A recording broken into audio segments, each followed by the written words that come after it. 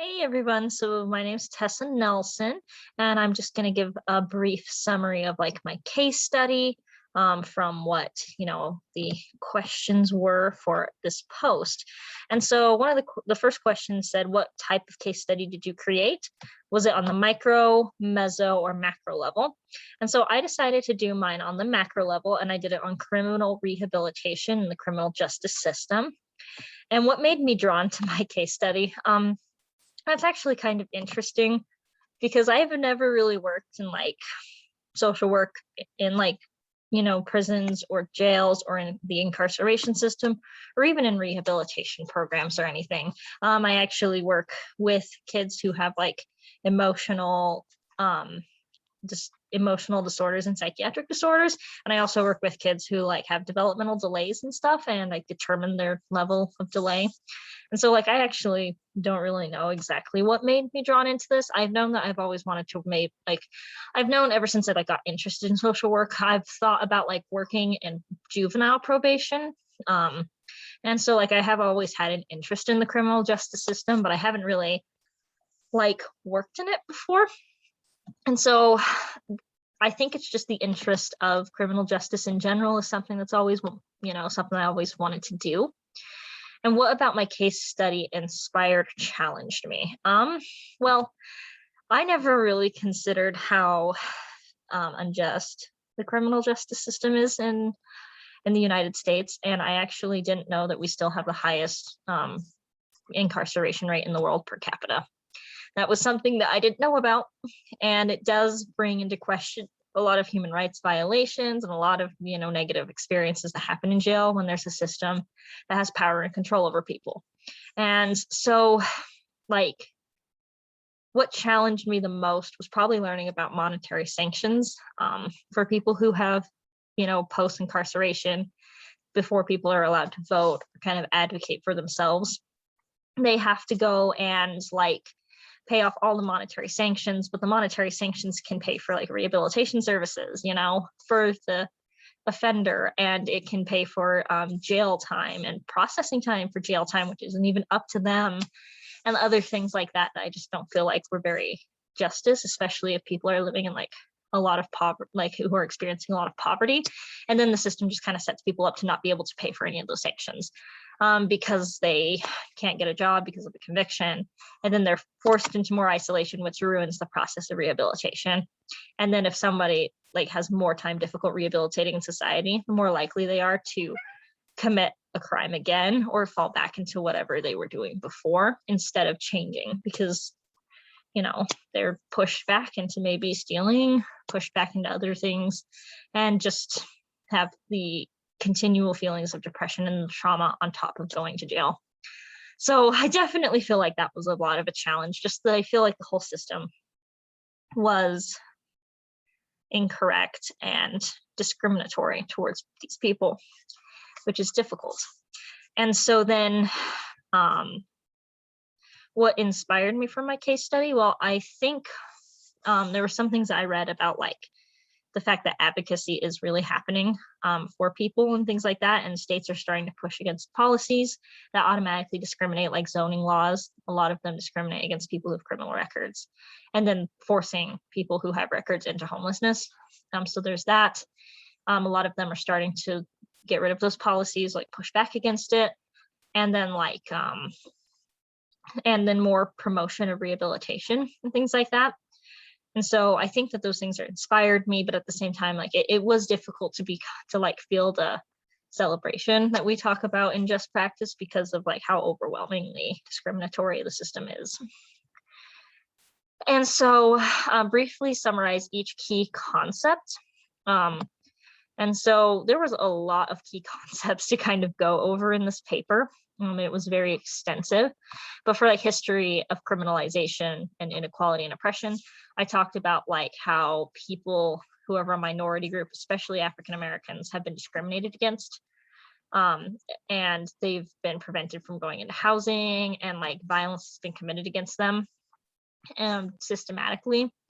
And then how like many of their neighborhoods were pushed, like during the war on crime, many of their neighborhoods were like the police began to be hyper vigilant because they were labeled problem neighborhoods. And a lot of it was also due to like advocacy of like civil rights was a huge thing that happened around the war on crime, and it caused a lot of fear-based politics. And so I talked about that in my paper.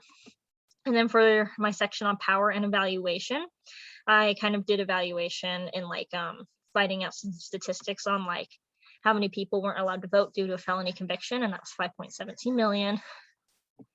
And then, and so I talk a lot about like the power that the jail process has over people and how it like makes people lose their income, their jobs, their housing, even if a conviction doesn't happen. And I talked about like how people who are living in poverty are disproportionately affected by these things, and that there are things in the prison that violate the NASW's code of ethics. And then context and positionality.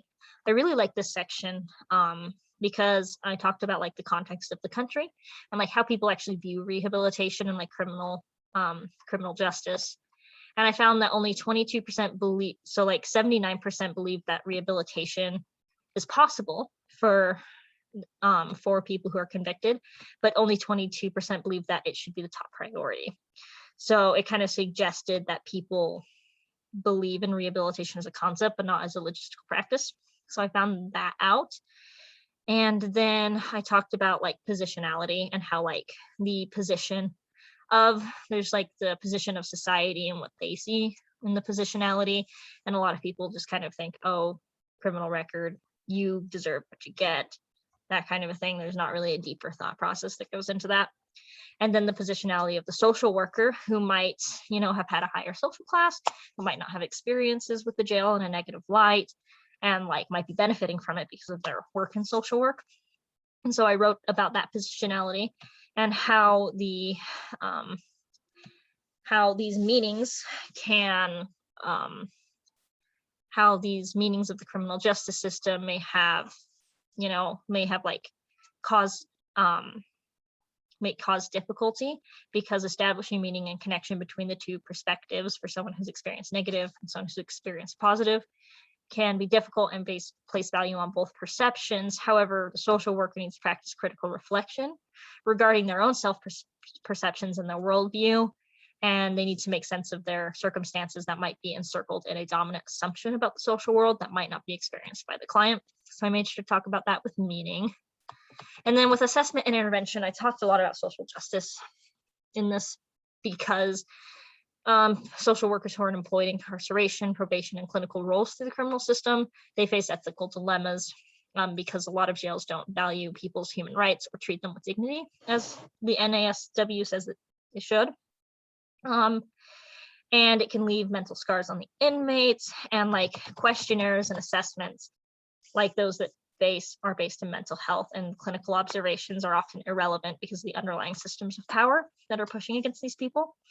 And when an underlying system is the cause, treating the symptoms isn't going to help. So I talked a lot about that in like how assessments fail.